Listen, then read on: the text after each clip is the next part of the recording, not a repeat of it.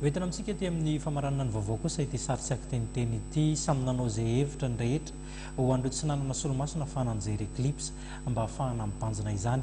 Hoentin'ny Sirakotorson tanatin'ity saritsaky teniteny ity ny momba azy ireo.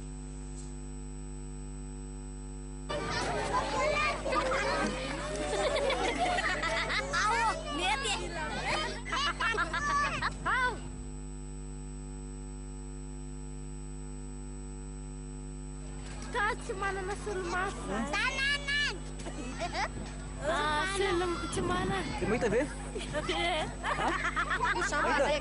Sati manana.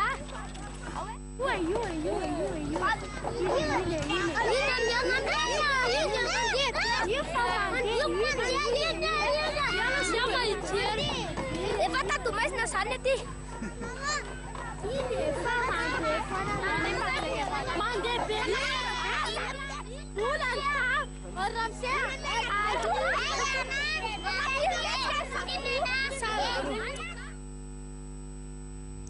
Eny tokolasitoko vavy ny sariny ihany koa no anakatonana indray ny pejin'ny fampalalama voa tamin'ity takareva ity mankasitraka fenonao nanaraka izany hatramin'ny farany namana tantely andrenimenjanary no hiaraka aminanareo amin'ny rampitso ny tena kosa mametraka ny veloma mandram-pitafa ao manaraka indray veloma tompoko.